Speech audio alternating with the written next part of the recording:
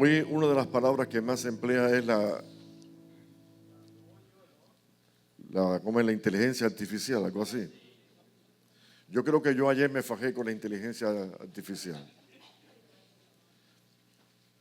Yo pongo, no sé, que muchos de ustedes si saben usar la computadora, usarla bien, usarla para edificación y no para perdición. Yo pongo, por ejemplo, acerca del Domingo de Ramos. Comúnmente se conoce dentro del cristianismo hoy día Domingo de Ramos o día de la entrada triunfal de Cristo, diferentes palabras que se emplean para mencionar este evento. Por cierto, uno de los eventos más reconocidos en la palabra. Solamente Juan, recoge de lo que comenzó el capítulo 12, acerca de que 6 días después llegó Jesús a Judea. Estamos hablando de que recoge 7 capítulos solamente para esta semana.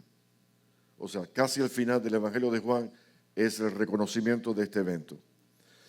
Pero yo le pregunto a Google, ¿ustedes conocen a Google? Le pregunto a Google, ¿cómo ustedes saben que este domingo es el Domingo de Ramos? Google me responde para atrás, enseguida me respondió. Y me dijo, lee la Escritura. Déjeme decirle, de hecho, yo tengo problemas ahora para leer la Biblia porque bajar la cabeza me duele. Pero nada, no voy a quejarme ahora porque este no es el momento. Y dígole, ¿en qué parte de la Biblia está que fue el domingo? Me dice, lee la Biblia otra vez. Digo, ¿y por qué no puedes decirme, quíteme el trabajo y dime el día la cita bíblica donde aparece que es el domingo? No me respondió más nada. La inteligencia artificial se limitó, no sé qué pasó. Yo dije, no le cayó bien que yo le escribiera, no sé. Ahora, ustedes conocen que hay un reconocimiento que la entrada triunfal de Cristo fue un domingo. Así como que al otro domingo fue la resurrección de Jesús. Y todo lo vemos y todo lo aceptamos como algo muy normal. Ahora, yo quiero decirles si fue un domingo y déjenme mencionar cuándo es que se constituye la verdadera Pascua. El Señor llamó a Moisés y le dijo, el primer mes del año, el mes de Nisan, el día 14, me van a celebrar Pascua. Sea lunes, sea martes, sea miércoles, sea el Shabbat. El día que caiga el 14 del mes, ese día se celebrará Pascua en Israel. Entonces, aquí hay un problema. Porque la Pascua la recibieron los judíos, no los gentiles. ¿Alguien me está siguiendo? Siempre me ha gustado explicar un poquito a la iglesia que tenga conocimiento y sabiduría de lo que estamos haciendo.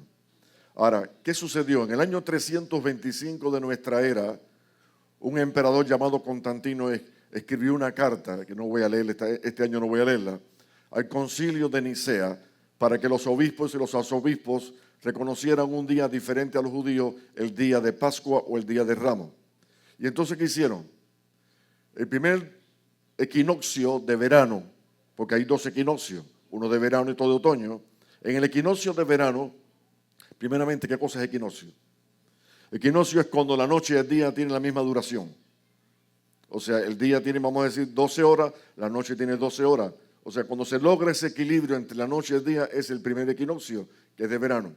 Entonces, acordaron en el concilio que cuando llegara el equinoccio de verano, entonces contara el próximo domingo, y ese próximo domingo es el domingo de Ramos. Y el segundo domingo sería el domingo de resurrección. Yo digo, entonces nosotros estamos celebrando un día que no tiene que ver nada con el domingo. Porque puede ser domingo, puede ser lunes, puede ser martes, puede ser jueves. Ahora, no dije esto para perjudicar. Yo dije esto solamente como conocimiento, como entendimiento de por qué esperamos el domingo de Ramos para entonces contar el otro domingo, y el otro domingo sería domingo de resurrección. No obstante, qué bueno es poder festejar, reconocer, poder hacer vibrar esta palabra en nuestros corazones de que sí hubo una entrada triunfal. ¿Y sabe por qué digo triunfal? Porque Él triunfa. Él triunfó sobre la muerte, Él triunfó sobre todas las cosas, Él está sentado en el trono, Él tiene control, Él tiene poder, Él tiene autoridad en el cielo, en la tierra y debajo de la tierra. Entonces no hay duda de que podemos reconocer que hay una entrada triunfal. Ahora, ¿por qué yo leí el capítulo 18 y me fui demasiado adelante? Si se fijan en algo interesante, dice, habiendo dicho esto Jesús, estas cosas, salió con sus discípulos al otro lado del torrente del Cedrón. ¿Alguien sabe qué cosa es el torrente del Cedrón? Creo que el rey nada más puede decir que sabe lo que es. Ok, vamos a ver que en este pasaje bíblico acerca de la entrada triunfal se habla mucho del Monte de los Olivos y por supuesto se habla mucho del Monte Moriah, donde está el templo. Ahora, entre dos montes hay un espacio que le llaman o el torrente o le llaman el valle del Cedrón. O sea, el torrente viene siendo como una quebrada para los hermanos de Centroamérica. Las quebradas son solamente llenas de agua cuando empieza la lluvia. Cuando ya pasó el tiempo de lluvia es un lugar seco, pero están las huellas de que por ahí pasó un río y son las aguas. O sea, ese torrente de Cedrón es como que yo salgo del Monte de los Olivos que me da hacia el oriente, hacia donde nace el sol, y entonces yo estoy mirando el monte de Sión o el monte donde está el templo, yo estoy mirando muy alto y veo que hay un espacio entre los dos montes, que aquí es donde dice la palabra, y vuelvo a repetirla, habiendo dicho Jesús estas cosas, salió sus discípulos con sus discípulos al otro lado del torrente de Cedrón. ¿Tienen idea ustedes cuántas veces en esta semana el Señor pasó este torrente? Vamos a ver detalles interesantes. Me propuse, aún con dolor, leer la Biblia para traer exactamente la celebración de esta semana y las muchas cosas que pudiéramos hablar de los eventos que marcan una historia preciosa. O sea, cómo Jesús, solamente Marcos menciona 5 veces pasó el torrente de Cedrón, aunque no menciona el torrente, dice salió, y vamos a verlo, del monte de los Olivos y pasó hacia el templo. Ahora déjeme ir despacito. Si leemos la Escritura en el tiempo antiguo, en el tiempo del pacto antiguo, vamos a ver cosas que no son muy edificantes, pero permíteme decírtelas, porque aparecen en la Escritura. El Valle del Cedrón fue uno de los sitios más abominables, o se convirtió en uno de los sitios más abominables que tenía Judea, o en este caso Jerusalén. O sea, estamos hablando de que ahí había un lugar alto. ¿Cuántos de ustedes han leído en la Biblia que dice los lugares altos? Los lugares altos no son montes, sino son lugares donde se reunían los idólatras, debajo de los árboles, y ahí hacían sacrificios. Para que tengan una idea, a Molot, en ese valle del Cedrón, se le hacían sacrificios continuamente. Y el sacrificio eran bebitos que se quemaban con la imagen del ídolo que tenían puesto allí. O sea, imagínense un ídolo, Molot, que tenía como cabeza de animal, o sea, cuerpo de animal o cabeza de persona, y los brazos los tenía extendidos. Ahí se ponía el fuego para que los brazos estuvieran al rojo vivo, y tomaban los bebitos y los dejaban sobre los brazos de la imagen. Y se imaginan los gritos de pánico, de terror, de dolor de los bebitos cuando se quemaban vivos. Era algo abominable y sin embargo el pueblo de Israel tenía... Sí, ahí había, por ejemplo, músicos con tambores. Cada vez que un niño era sacrificado, hacían ruido para que los gritos del niño no se escucharan en Jerusalén. Y yo les pregunto, Jesús pasando por el Valle del Cedrón, ¿no recordaría mirando hacia un lado aquí cuántos niños se han sacrificado? Hace poco tiempo se encontró un hallazgo de tinajas de barro, muchísimas tinajas de barro. ¿Y sabe qué significaba cada tinaja de barro? Los restos del bebito se metían ahí. O sea que lo que yo estoy hablando no es solamente un cuento, es una historia. O sea, Jesús sabía perfectamente todo lo que aconteció en ese lugar. Ahora, vamos a ver algo interesante. Y ya yo les dije que me había ido un poquito delante. Si voy al capítulo 12, Déjeme decirle, yo creo que yo no terminé, yo estoy así medio tulutico. Yo no creo que no terminé la parte de el equinoccio, perdón, para que fuera reconocido domingo. Esa reunión del concilio de Nicea, ustedes se imaginan que a partir del primer equinoccio de verano contaban el primer domingo y ese domingo es el domingo de Ramos. O sea, creo que sí se los dije, ¿verdad? Entonces es para repetir, para que se lo grabe. Alaben a Dios, bendito sea el Señor. En el capítulo 12 del mismo Evangelio de Juan encontramos esta nota. 6 días antes de la Pascua, 6 días antes de la Pascua. La Pascua según los judíos, no según la iglesia católica, apostólica y romana, que no tuvo a bien que se celebrara en el mismo día. ¿Sabe? Algo interesante, el año pasado la Pascua judía coincidió con la Pascua católica. Y yo dije, le falló a los católicos de que nunca iba a coincidir y coincidió. No sé, hay cosas que tratan de desvirtuar la obra de Dios y Dios no hay que defenderlo, Él mismo se defiende. 6 días antes de la Pascua vino Jesús a Betania. ¿Alguien sabe la ciudad de Betania cuál es? ¿Alguien recuerda la palabra Betania? ¿Alguien se recuerda de Lázaro? ¿De Marta, de María? Amén. Si le quiero hacer un regalito, porque a veces le hago un regalito, hay muchas palabras que empiezan con bet, B-E-T.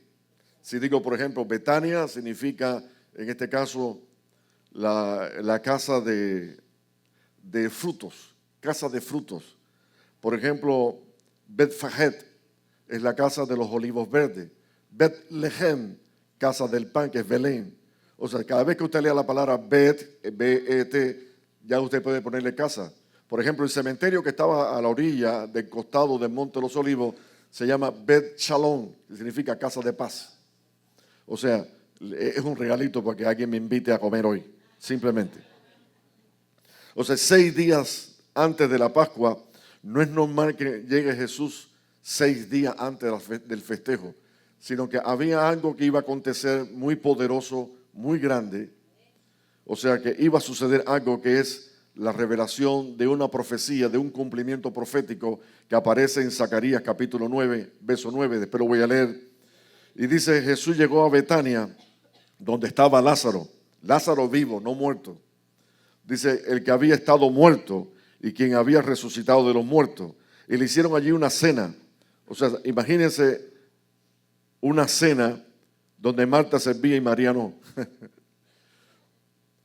Es interesante, María ya había sido regañada anteriormente porque no servía a la mesa, pero ahora yo veo que María tampoco está sirviendo a la mesa, sino que María tomó una libra de perfume de nardo puro y dice que lo derramó sobre los pies de Jesús para que preparar como para la muerte. Y lo interesante es que mucha gente en Judea, alrededor de donde está Betania, escucharon decir que Jesús estaba en casa de Lázaro y dice que multitud vino donde estaba, dice el verso 9 del capítulo 12, gran multitud de los judíos supieron entonces que Él estaba allí, que Jesús estaba allí y vinieron no solamente por causa de Jesús, sino que también vinieron por causa de Lázaro, a quien habían resucitado de los muertos.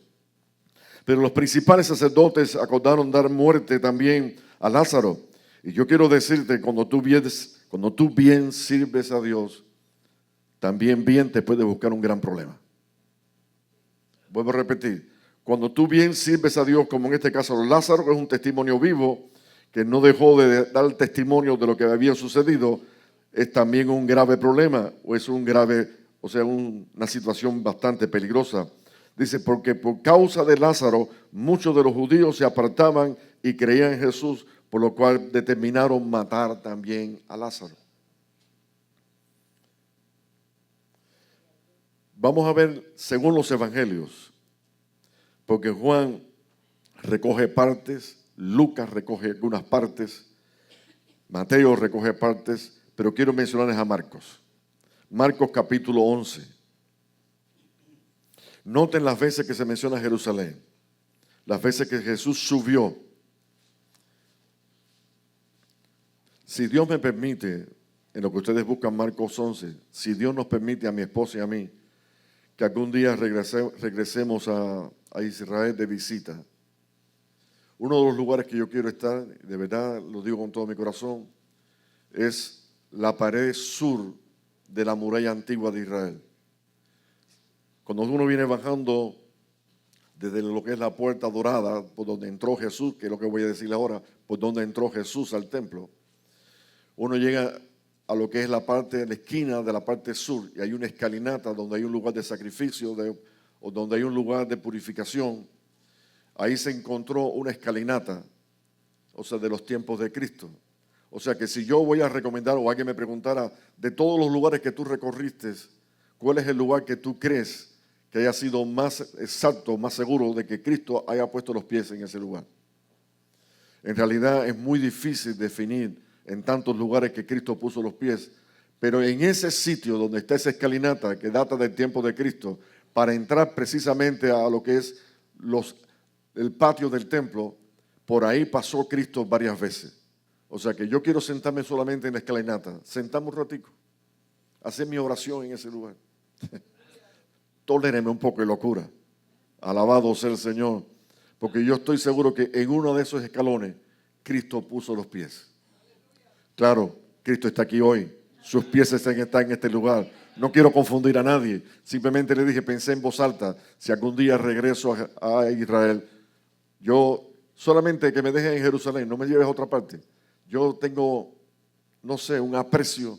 Es como dijo el salmista, si Jerusalén no fuera mi lugar céntrico de atención, si no fuera mi gran amor, entonces que mi brazo se seque y mi lengua se pegue a mi paladar. O sea, porque yo debo darle gracias a Dios por la palabra, por lo que podemos entender de la palabra. Cuando se acercaban a Jerusalén, capítulo 11, verso 1 de Marcos, junto a Betfagé y a Betania, dos pequeños pueblos que estaban cerca uno del otro, cerca del Monte de los Olivos, frente al Monte de los Olivos, Jesús envió dos de sus discípulos. Envió dos de sus discípulos, ¿con qué intención? Hoy mismo yo me preocupé. Mi esposa me dice ayer, voy a arrancarle algunas penquitas a las matas de las palmitas, pero tiene arecas. Déjeme arrancarle algunas ramitas, pero cuando yo vi hoy la cantidad de...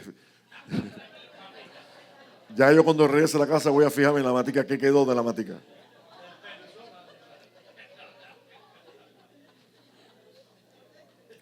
Ir a la aldea del frente y cuando entre vas a encontrar un pollino de asna atado, desatarlo y traerlo.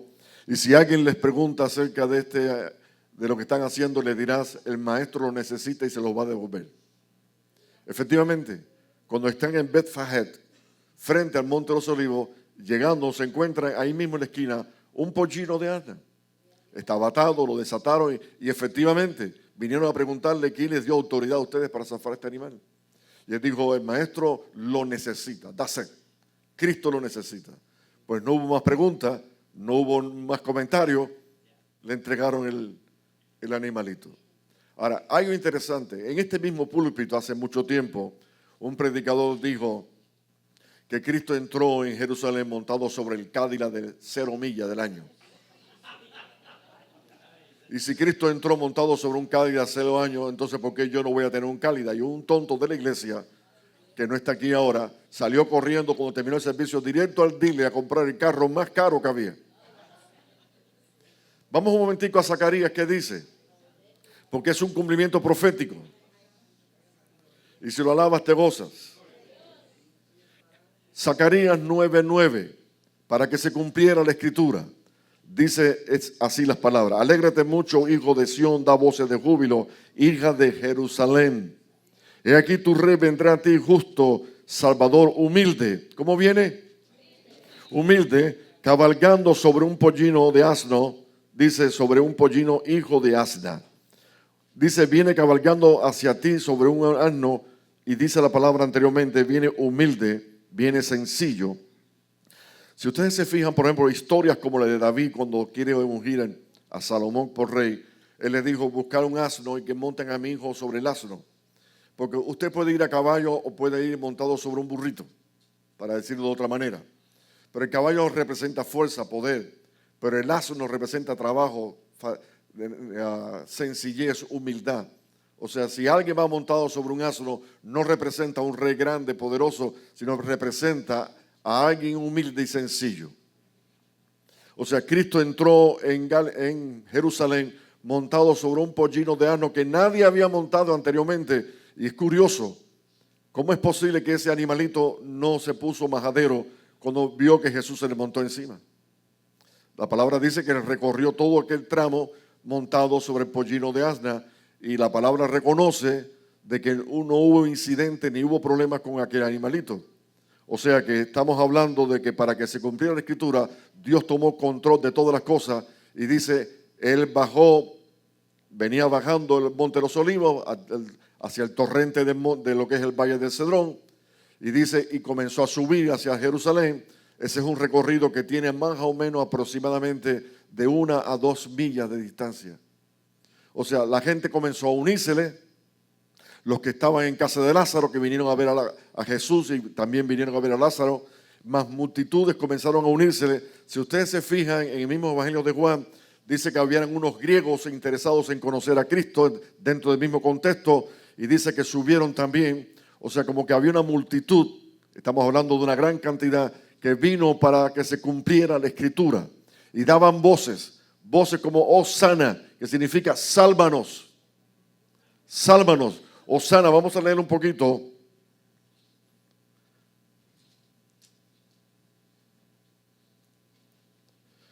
En Mateo lo leo mucho más.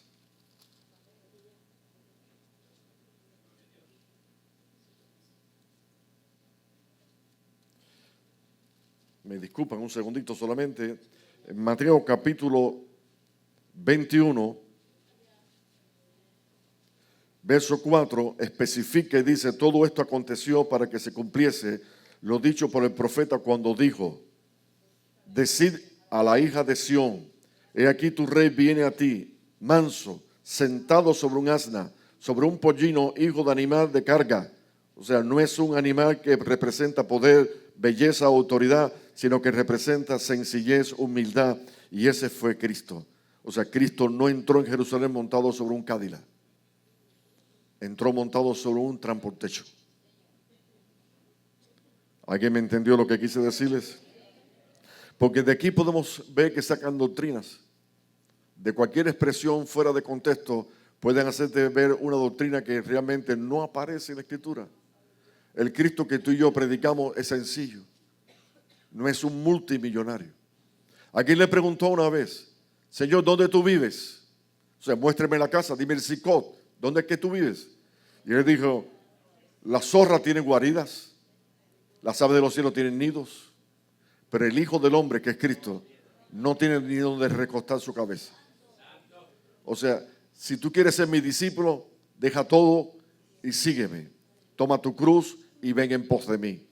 O sea, ese es el mensaje acerca de quién somos nosotros los discípulos. Alabado sea el Señor. Y si alguno se recuerda cuando hablamos de enyúgate con Cristo, yo les dije a ustedes acerca de que cuando algunos querían acercarse al Señor y ser discípulos, Él les dijo, yo no, o sea, si ustedes quieren ser mis discípulos, tienen que actuar como yo. O sea, yo no tengo casa donde yo me quedo a dormir, ustedes se quedan a dormir. Donde yo como, ustedes van a comer.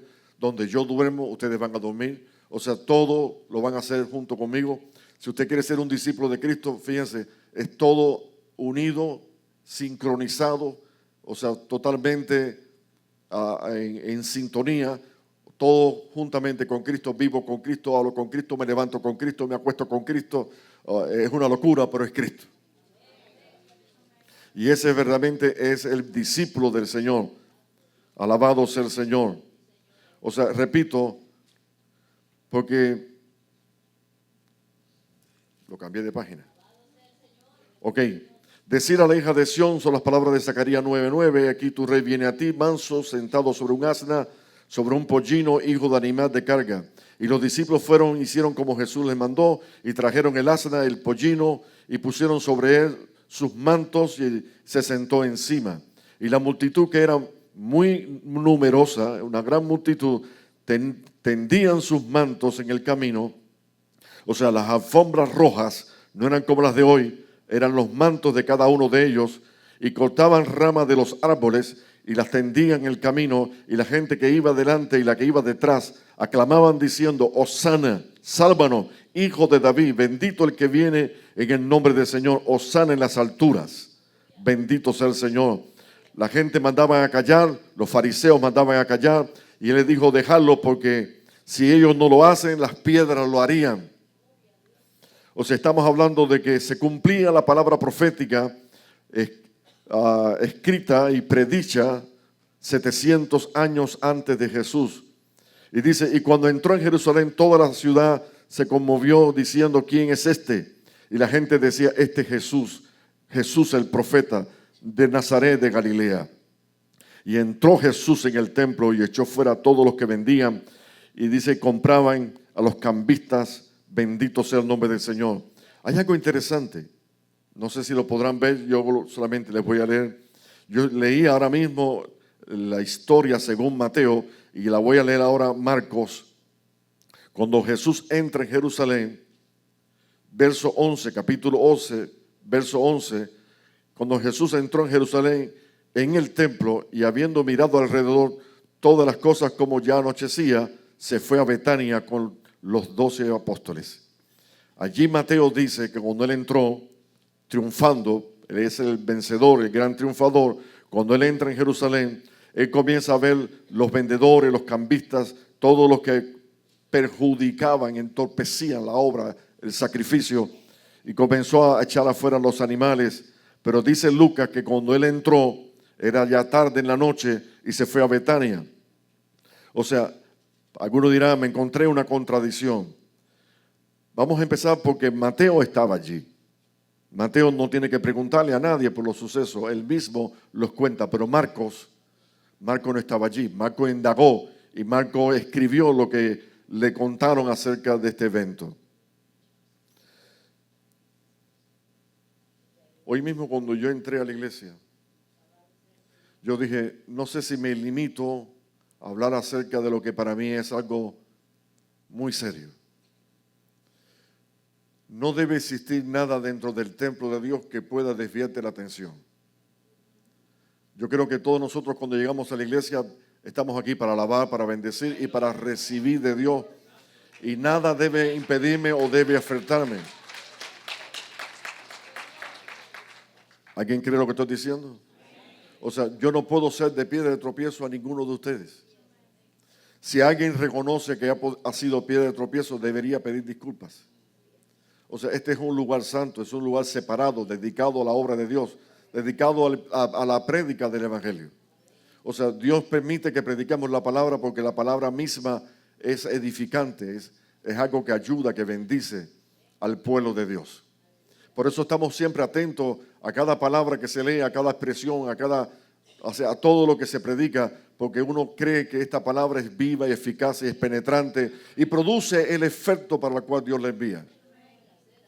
Ahora, si por ejemplo pudiéramos haber visto aquel día, solamente aquel día, cuando mucha gente venía de diferentes partes del mundo, porque venían de todas partes del mundo. Ustedes se van a ver que el día de Pentecostés, que son 50 días después de la Pascua, estamos hablando acerca de cómo había una multitud también de todas partes del mundo que habían venido a adorar. Y en esta fiesta, para que se cumpliera la Escritura, había una gran multitud también que había venido para adorar al Señor. Ahora, los que vienen de lejos no pueden traer su oveja de sacrificio. Ni siquiera, como vamos a ver después que hay algo interesante, nos recuerda en el capítulo 2 de Juan. O sea, ellos tenían que comprar el animal allí y el animal para el sacrificio. Pero ¿qué sucedía? Que lo que costaba una oveja normalmente en la calle para el sacrificio, allí en el templo costaba 3 y 4 veces más. ¿Alguien me entendió lo que dije? O sea, habían vendedores de animales para sacarle provecho. Habían cambistas, cambiaban la moneda. Si alguien venía, por ejemplo, de Grecia, traía una moneda diferente a la de los romanos. O sea, estamos hablando de diferentes monedas. Y entonces le ponían por ley que para poder comprar los animales tenían que usar las monedas que fueran judías y no las que venían de otro país. Y a la hora de hacer el cambio, entonces le ponían un precio exorbitante a la moneda judía para entonces aprovecharse de esta situación. Todo eso servía de tropiezo.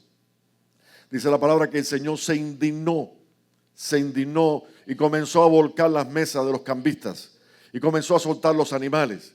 O sea, nunca los judíos habían visto algo igual en el templo. ¿Saben por qué? Había entrado el Señor del templo y Él dijo: mi casa es casa de oración para todas las naciones, mas ustedes la han hecho cueva de ladrones, vendiendo, comprando, o sea, haciendo uso del poder. Y yo digo, yo no quiero de ninguna manera que eso afecte a nuestra iglesia. Aquí nosotros no hacemos, por ejemplo, si vamos a recoger la ofrenda, que obviamente ustedes saben que aquí se paga una renta. Sin embargo, nunca los que llevan tiempo han escuchado aquí una prédica previa a recoger la ofrenda para decir: den por esto, por esta razón, vamos a dar más o dar aquello. Yo nunca he permitido ni he usado el abuso, la manipulación para que den una ofrenda grande. ¿Alguien me entendió lo que dije? Cada cual da según siente en su corazón, según Dios le pone en su corazón, así lo hacen. Ahora, vamos a ver algo interesante. Es posible, no estoy diciendo que sea 100%, pero es posible que este incidente de entrar Cristo en el templo y encontrarse cambistas, negociantes, poniendo piedras de tropiezo a los que venían para adorar, es posible que ya había acontecido anteriormente. Por ejemplo, en Juan capítulo 2,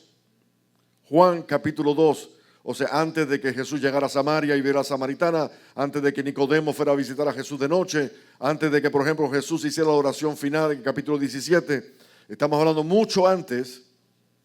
Dice la palabra en capítulo 2, verso 13.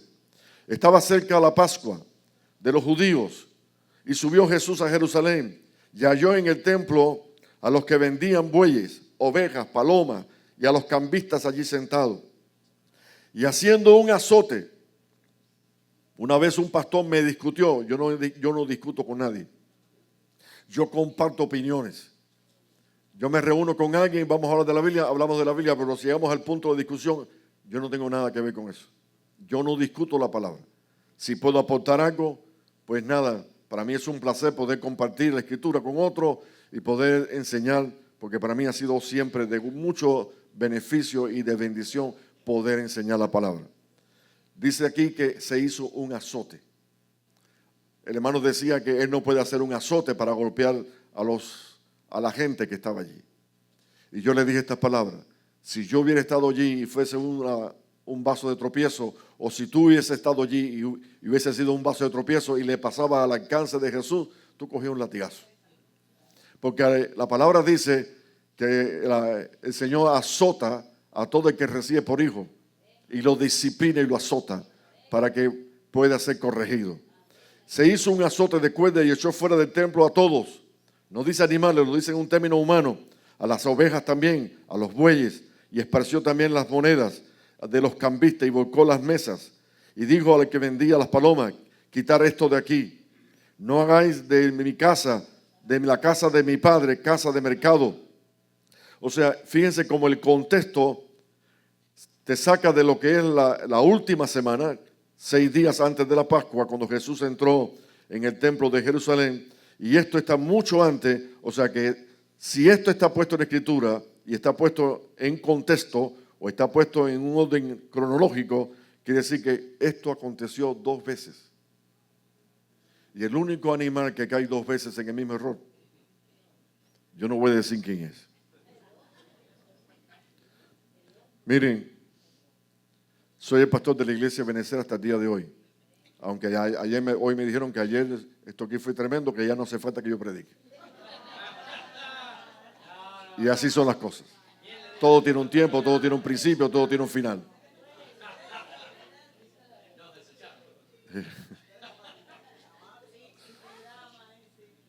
Gloria a Dios. Ninguna de las que me dijo eso me preguntó cómo me sentía. Porque saben que me quitaron la collera y gracias a Dios que estoy rebasando y estoy adelantándome en el problema de mi enfermedad. O sea que hasta aquí Dios me ha ayudado, hasta aquí Dios me ha bendecido. Y yo puedo decir, Ebenecer, Dios no me ha dejado, no me ha desamparado.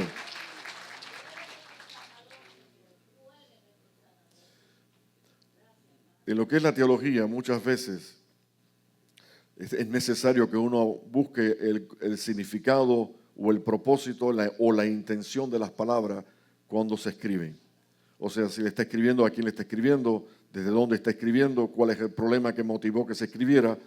Y si aquí estoy viendo la razón de por qué se escribe 2 veces, es porque 2 veces estaban cometiendo el mismo error. Ahora, en lo personal, hay momentos en que Dios nos habla, porque Dios habla de muchas formas y maneras diferentes.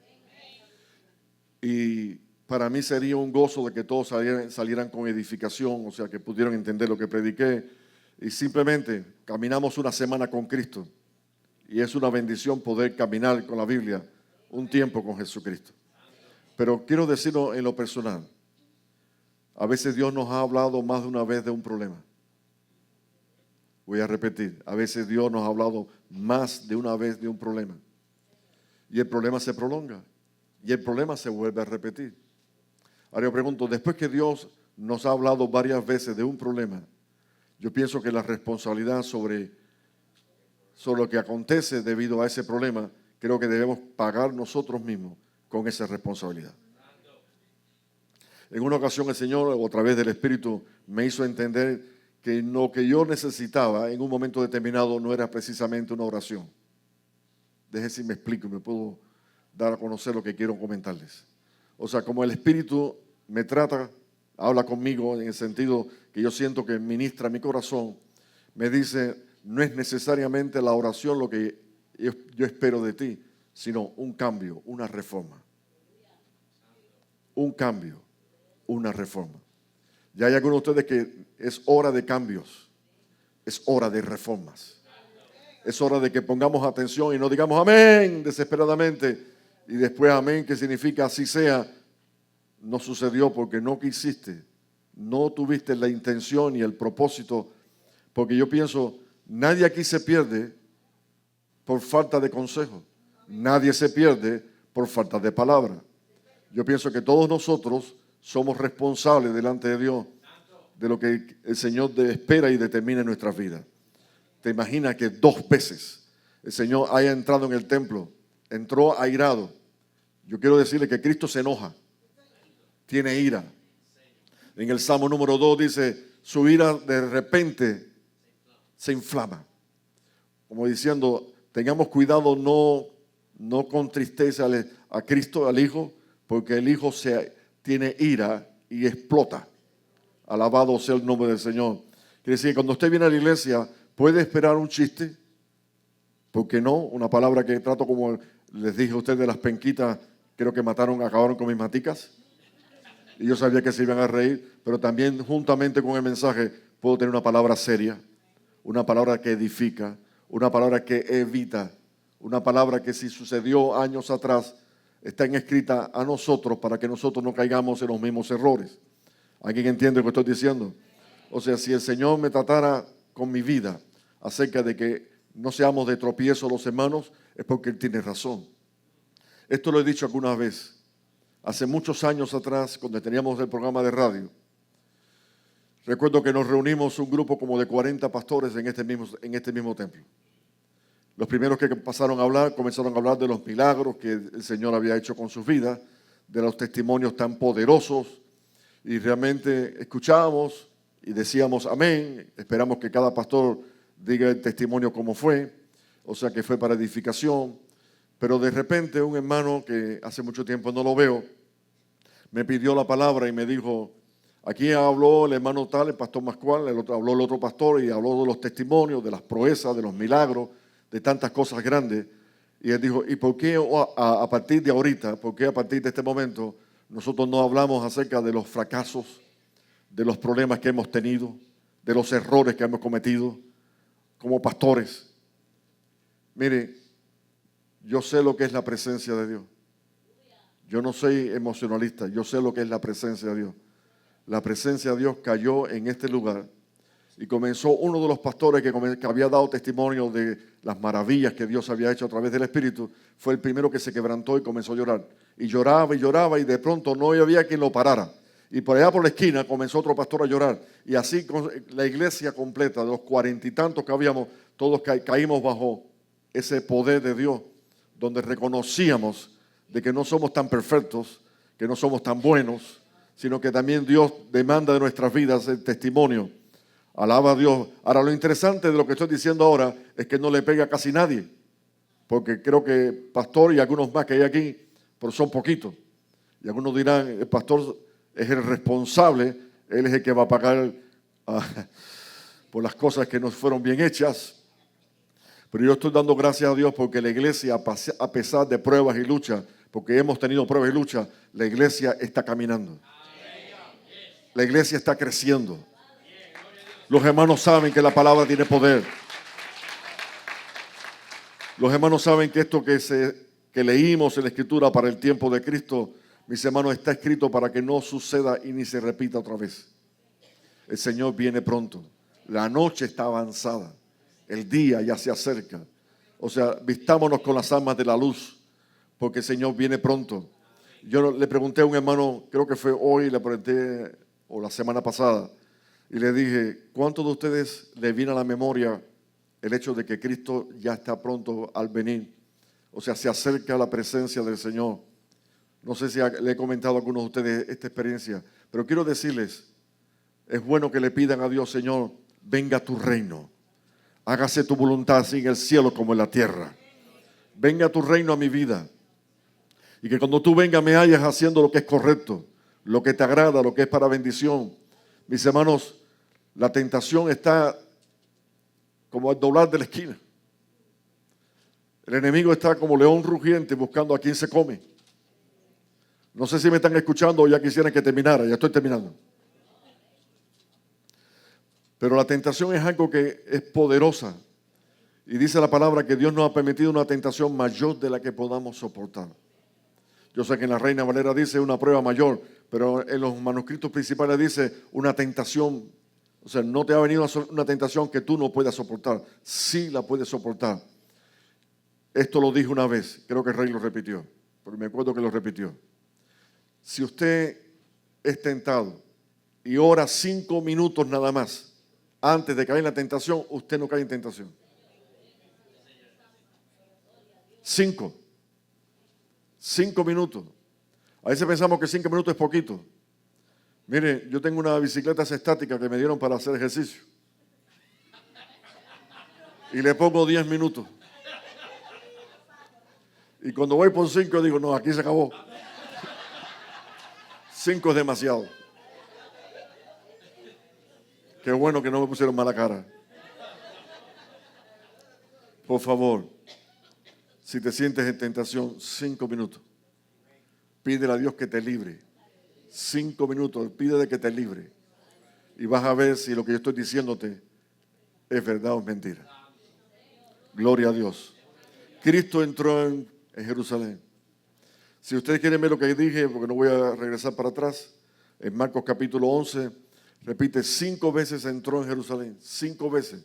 5 veces pasó el torrente de Cedrón. 5 veces se refugió en el huerto de Getsemaní. Pasaba las noches completas allí. Se habla de que lloró mirando Jerusalén. O sea, es algo impresionante. Yo llevaba una brújula en el viaje, Miguel se acordará, una brújula cuando fuimos a Israel. ¿Y por qué llevaba una brújula? Porque me había estudiado la geografía bíblica muchas veces. O sea, si yo preguntaba dónde yo estoy, yo sé dónde queda Jerusalén. Por ejemplo, cuando estuve en las alturas de Golán, me dijeron, estás en Galilea, en la altura de Golán, cerca de lo que es Siria. Yo dije, hacia allá me queda Jerusalén. Cuando estábamos en lo que le llaman la casa de la pesca, ahora se me olvidó el nombre en hebreo, no importa, Betsaida, o Betsaida, la casa de la pesca. Cuando estaba allí, yo digo, Jerusalén me queda para acá. Me recuerdo que ahí llegó un judío jovencito y se me acercó y me tocó y me dijo, ¿qué cosa es eso? Digo, te lo regalo si quieres, es una brújula. Yo tuve que hacer algunas cosas con las manos porque ni hablaba inglés, ni hablaba español y solamente hablaba hebreo. Dígole, es una brújula porque yo quiero saber dónde queda la ciudad santa. Cuando yo llegué, o cuando el bus llegó a Jerusalén, pero no llegó a Jerusalén, primero llegó al Monte de los Olivos y nos hicieron bajar. La vista de lo que es Jerusalén es impresionante. Hay muchos cuadros por aquí, creo que aquí en la iglesia hay uno, donde se ve desde el Monte de los Olivos mirar a Jerusalén. Por eso dijo el salmista, si Jerusalén no fuera el lugar de mi principal atención, si yo no amara a Jerusalén, que se seque mi mano para no tocar y mi lengua se pegue el paladar para no cantar. O sea, porque es algo de primera intención o importancia, Jerusalén. Allí será la entrada triunfal de Jesús la última vez. Parado en el Monte de los Olivos. El Monte de los Olivos se abrirá en dos. Una parte hacia el oriente, hacia el norte y otra hacia el sur. Y abrirá un camino directo a lo que es la entrada de la Puerta Dorada. La puerta que hoy día está cerrada. Porque Solimán el Magnífico mandó a cerrar las puertas. Y mandó a establecer un cementerio judío, para que no pasara por allí Jesús. Pero cuando Jesús llegue, va a haber un terremoto tan grande que todo va a pasar por el norte y para el sur y va a quedar un camino abierto específicamente para entrar a la puerta dorada, la puerta que da acceso al templo. Entonces Jesús viene otra vez y viene para entrar en Jerusalén. ¿Cuántos quisieran estar allí? ¿Sabe una cosa? Él no viene solo, Él viene con los redimidos. O sea, si viene con la iglesia, viene para que nosotros compartamos la alegría. Lo que estoy predicándote hoy, la entrada triunfal de Jesús, va a repetirse. Se va a repetir la entrada triunfal y vamos a estar allí. No hace falta que un pastor me cuente la historia, no hace falta que lo lea. Yo voy a ser parte de la historia. Yo voy a ser parte del testimonio. Póngase de pie.